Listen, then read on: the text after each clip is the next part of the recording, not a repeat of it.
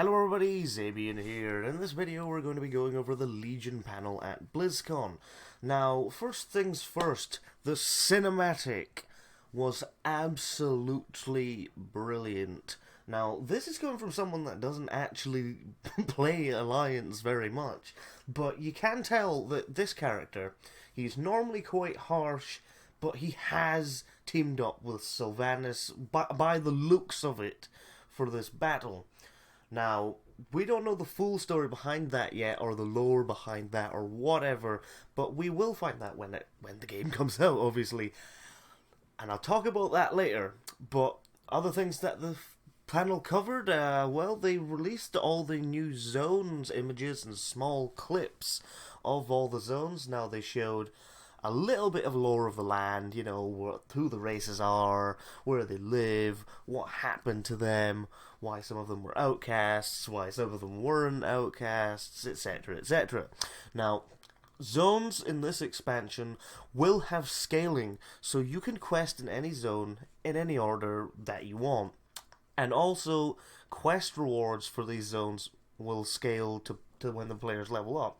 So, if you initially had an axe on, I don't know, you're in one zone, you go back to do that quest, or restart the quest, and then you've already leveled up since then, so you go back there, you get the axe, that axe will be to your level, so that it's not going to just be a random piece of loot. And moving on to dungeons, there are 10 dungeons in total this time, 5 for leveling, and 5 for when you reach 110, so a bit of endgame content there. And they were talking about something about the pillars of creation. You need to go into the endgame dungeons to go and get those pillars of creation for whatever they're for. They also said that there will be a scenario, I think it was the pre-patch, a scenario with 40 players.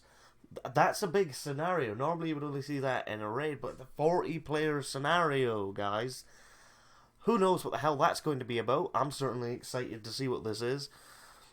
They did talk a little bit about garrison-type missions. Now, they have said before that garrison missions were not the best, okay? They kind of admitted that. Now, garrison-type missions are now for players to do instead of followers. They made that very clear in this Legion panel announcement, and I mean, the Warlords of Draenor, that was far... Oh my god, the garrisons, they were just so boring. There was nothing motivating about them. You would either just stay in your garrison the whole time, or, I don't know, unsubscribe from the game. That's really what happens. That's what I've seen happen anyway.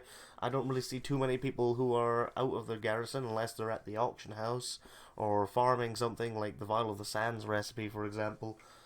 And it's really unfortunate because it's a social game. It's a social game. Why are we stuck in our garrisons? We could be out talking to other people among the world of Warcraft. Now, they did announce that we will be able to choose different types of missions that we can do. Some for PvP rep, some for profession gathering. There's also some for world bosses, and then there was one that really caught my eye. Oh, what was that one? Oh yeah, mini games. What? What the fuck do they mean by that? Well, we don't know. Not yet, anyway. Unless they mean like the Plants vs. Zombies kind of weird thing that they did in WoD at some point. But we honestly don't know. We won't know until they give us more information, or they just let us have it in the next expansion.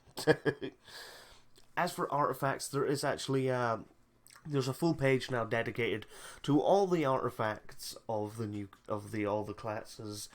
It's specific artifacts. I don't necessarily know if it's all of the artifacts. I would have thought it's kind of not, because it's Blizzard. They're wanting to hide stuff from us. But they have released the Demon Hunter ones. And sorry, but it's not Glaives of Azzinoth, which a lot of people kind of guessed. I may or may not have thought that maybe the Glaives would be there, but no, they're not. Sorry.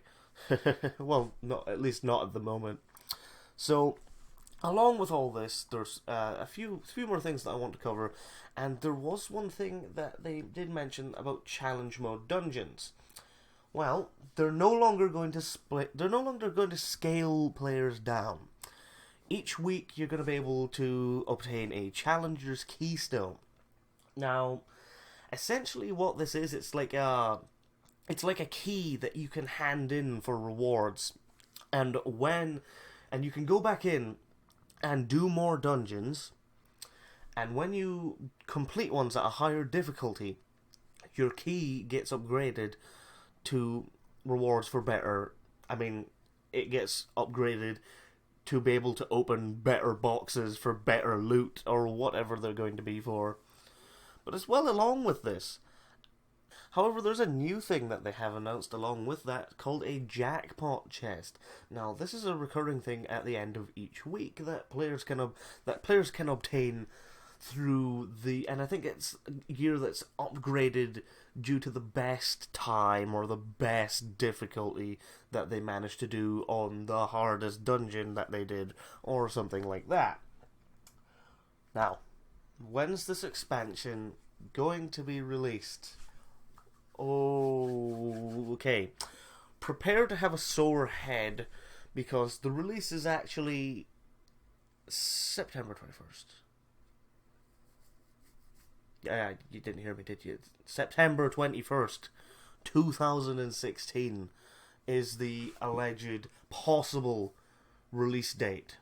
It could be earlier. It could be later. Let's just hope it's a little bit earlier, but before you lose your heads, okay? Having it released late in September is not a bad thing, because if they released it early, like they did with WoD, picture how buggy, unfixed, and how much content would have been ripped out of it. Just picture all of that, all the things that Blizzard did to WoD. It could have just been a big old mistake again. And we don't want that, people, so it's good to wait.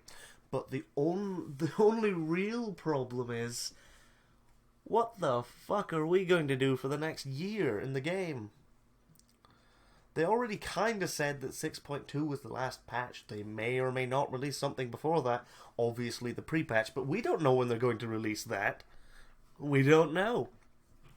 And another thing about Demon Hunters, you can now play them early if you pre-purchase the game right now. Seriously, if you pre-purchase the game right now, then when Demon Hunters are ready to be played, you can play them, but you can't play them up to a level 110. No.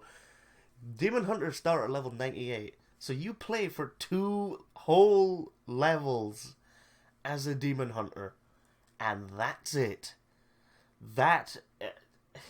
And that's probably only going to come out like a month at most before the expansion's released. I don't even understand the point of that.